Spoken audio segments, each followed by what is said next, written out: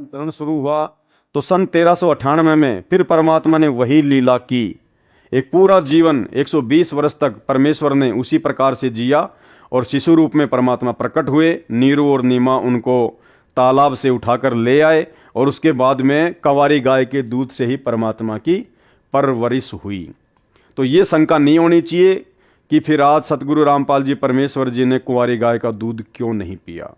भाइयों और बहनों, ये केवल प्रत्येक युग में परमात्मा एक एक बार ही ऐसी लीला करता है और इस कलयुग में परमात्मा 650 साल पहले वो लीला कर चुके हैं। उसके बाद तो परमात्मा आदरणीय गरीबदास जी महाराज जी के रूप में आए। तो क्या गरीबदास जी के रूप में जब परमात्मा आए तो क्या उन्होंने किसी कंवारी गाय का दूध पिया था? नहीं पिया। ये परमेश्वर समर्थ है, ये कुछ भी कर सकता है। ये बिना खाए बिना पिए स्वयं भी रह सकता है, पूरी सृष्टि को भी रख सकता है। तो ऐसी लीला परमेश्वर केवल प्रत्येक युग में एक बार ही करते हैं। और वो क्यों करते हैं? क्योंकि वेदों में परमात्मा ने अपनी महिमा लिखी है, अपनी पहचान बताई है, ताकि आसानी से साधक परमेश्वर को पहचान लें कि हाँ, भगवान ऐसी ही लीला किया करता है। जब भगवान धरती पर शिशु रूप में प्रकट होता है तो परमात्मा कुंवारी गाय से ही अपनी परवरिश करवाता है, उसी का दूध पीता है। और ये जो लीला है जो वेदों में लिखी हुई है, ये कबीर परमात्मा के अलावा अन्य जितने भी अवतार हैं, कोई भी महापुरुष है, किसी के जीवन में आपको देखने को नहीं मिलेगी। इसलिए ऐसी लीला केवल परमात्मा प्रत्येक युग में इसलिए करता है क्योंकि वेदों में उस परमेश्वर की ऐसी लीला को पढ़कर और यथार्थ में उनके जीवन से ऐसा देखकर, ऐसे उदाहरण प्राप्त करके हम आसानी से पहचान कर लें कि हाँ, कबीर जी ही सच्चे परमात्मा हैं, सच्चे परमेश्वर हैं। इसके अलावा परमात्मा ना जाने कब कितने रूप में आ जाते हैं, कैसी कैसी लीला करते हैं। जब चाहे जहां वो प्रकट हो जाते हैं, उनकी गति को कोई नहीं जान सकता। इसलिए वर्तमान में कोई भी भाई बहन अपने परम पूज्य परमेश्वर सतगुरु रामपाल जी के प्रति मन में शंका ना करे कि भाई सतगुरु रामपाल जी परमेश्वर जी ने कब कुंवारी गाय का दूध पिया था।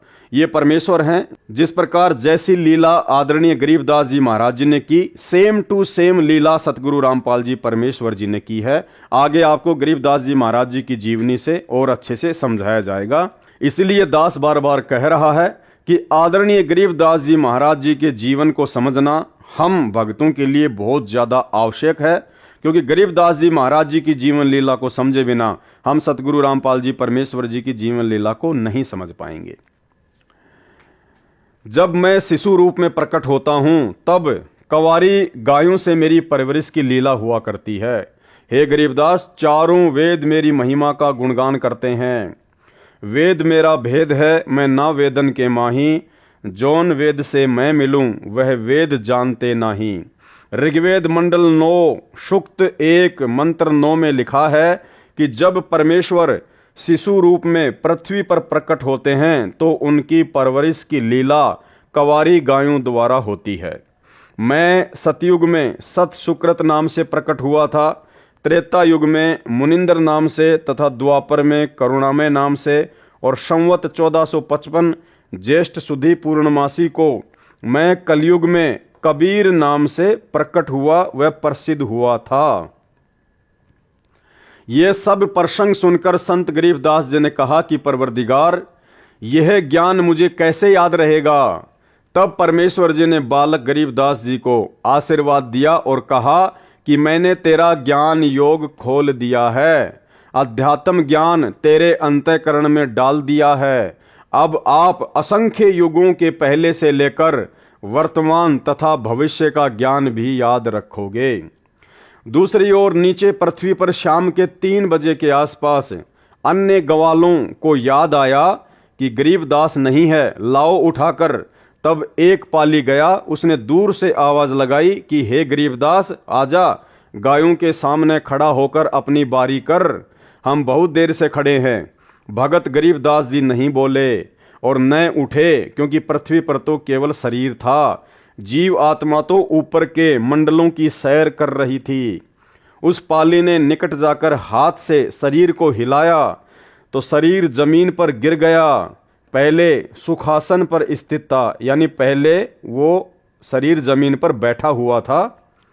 ग्वाले ने देखा तो बालक गरीबदास को मृत पाया, मरा हुआ पाया।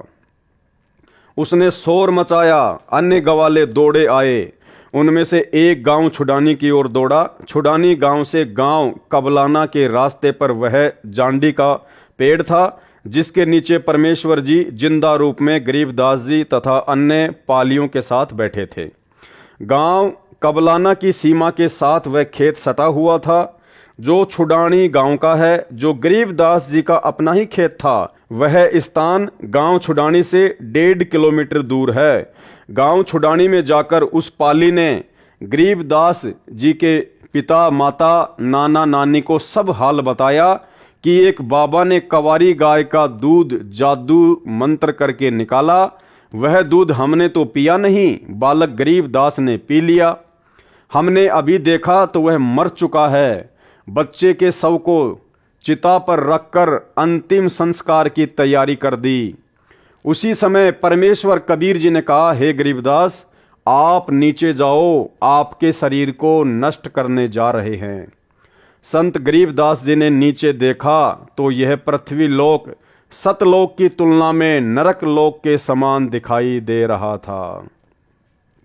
जब संत गरीबदास जी ने सतलोक से नीचे देखा अपनी दिव्य दृष्टि से, क्योंकि परमेश्वर ने उनको आशीर्वाद दे दिया था, तो सतलोक की तुलना में परमात्मा कह रहे हैं कि ये पृथ्वी लोक, ये किस ब्रह्मांड ऐसा है जैसे कूड़ा करकट, कूड़े का ढेर, गंदगी, नरक।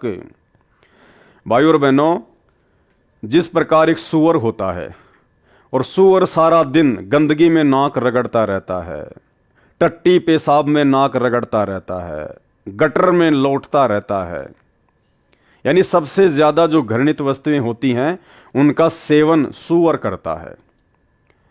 अब यदि उस सूअर की आत्मा को एक दिन के लिए और किसी राष्ट्रपति या प्रधानमंत्री की आत्मा में डाल दिया जाए और 24 घंटे फिर वो सूअर की आत्मा राष्ट्रपति और प्रधानमंत्री के रूप में 7 स्टार होटल में सोएगा।